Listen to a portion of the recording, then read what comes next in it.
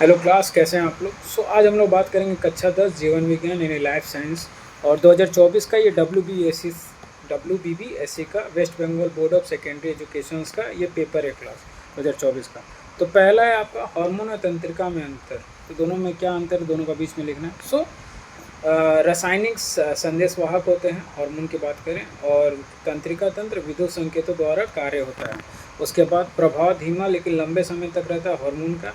लेकिन अगर हम लोग तंत्रिका तंत्र की बात करें तो प्रभाव बहुत तेज लेकिन कम समय तक रहता है। उसके बाद रक्त के माध्यम से संचारित होते हैं, ठीक है, ये आपका हो गया, और ये न्यूरॉन द्वारा संचारित होते हैं। उसके बाद नेक्स्ट आपका अंतरस्त्रावी ग्रंथियों से निकलते हैं और ये मस्तिष्क एवं मेरुरज्जु के से नियंत्रण होते हैं, मेरुरज्जु से।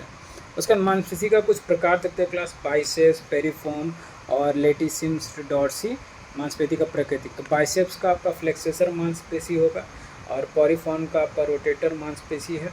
उसके बाद लेटिसिम्स डॉर्सी का एडेक्टर्स, ठीक है, एडेक्टर्स मांसपेशी होगा क्लास। उसके बाद माइटोसिस का टेलोफेज के चरण, ओके। तो साइटोसिस के किस चरण में केंद्रक झिल्ली पुनः बनती है? माइटोसिस के किन चरणों में केंद्रक झिल्ली पुनः बनती है? तो आंसर बहुत ईजी है क्लास। टेलोफेज चरण में केंद्रक झिल्ली जो होता है और न्यूक्लियस तथा क्रोमेटिन, ये तीन चीज़ पुनः बनता है क्लास, ठीक है, टेलोफेज में।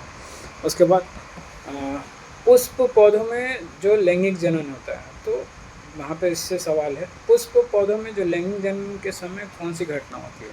तो एक कोशिकीय युग्मनज और बहुकोशिकीय भ्रूण में परिवर्तित हो जाता है। जो एक कोशिकीय युग्मनज है और बहुकोशिकीय भ्रूण में परिवर्तित हो जाता है। उसके बाद नेक्स्ट क्वेश्चन है क्लास, क्रोमोसोम का कौन सा भाग बीच या किनारे पर स्थिर हो सकता है? तो सेंट्रोमियर क्रोमोसोम्स के मध्य या किनारे पर स्थिर हो सकता है क्लास। उसके बाद नेक्स्ट है हीमोफीलिया क्या है? तो हीमोफीलिया एक अनुवांशिक रोग है क्लास, जिसमें रक्त का थक्का बनने में कठिनाई होती है या एक्स लिंकेड रोग है, ठीक है। उसके बाद डार्विन के विकासवाद का मुख्य सिद्धांत क्या था? अगर हम लोग डार्विन का विकासवाद का मुख्य सिद्धांत देखेंगे, प्राकृतिक चयन यानी नेचुरल सिलेक्शन डार्विन के विकासवाद का मुख्य सिद्धांत था। उसके बाद ऊँट में जल संरक्षण के लिए कौन सा अनुकूलन पाया जाता है? तो ऊँट की जो लाल रक्त कोशिकाएं बेलनाकार होती है, जिससे अधिक जल हानि सहन कर सकता है, ओके।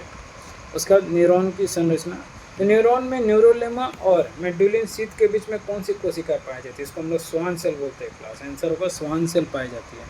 नेक्स्ट है पृथ्वी पर जैव विविधता का मुख्य कारण क्या है?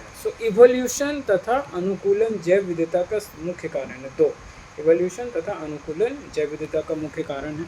उसके बाद अस्थमा रोग का, अस्थमा के समय क्या होता है? अस्थमा के समय जो श्वसन नलिकाएं होती है से अधिक मात्रा में स्त्रेलेमा स्रावित होता है, जिससे सांस लेने में कठिनाई होती है, ओके। उसके बाद यूट्रोफिकेशन क्या है? जलाशयों में डिटर्जेंट या उर्वरक के मिलाने से शैवालों की अत्यधिक वृद्धि होती है, इससे हम लोग यूट्रोफिकेशन कहते हैं, ठीक है। उसके बाद ओपयूजन क्या हो गया क्लास? रेटिना पे स्पष्ट प्रतिबिंब बनने के लिए आँख के लेंस की फोकस दूरी को बदलने की क्षमता को हम लोग उपयोजन कहते हैं, ओके। उसके बाद हेट्रोराइजोगस किसे कहते हैं? जब किसी जीव में किसी गुण के लिए दो अलग अलग जीन उपस्थित हो, उसे हम लोग हेट्रोजाइगोस कहते हैं क्लास। उसके बाद अभिसारी विकास क्या है? जब अलग अलग जीव सामान्य पर्यावरण में समान गुण को विकसित करते हैं, उसे हम लोग अभिसारी विकास कहते हैं क्लास। उसके बाद कार्य संरक्षण, कार्य संरक्षण क्या है? बहुत कम तापमान पर जैव पदार्थों को सुरक्षित रखने की प्रक्रिया को कार्य संरक्षण कहते हैं। उसके बाद हार्मोन किसे कहते हैं?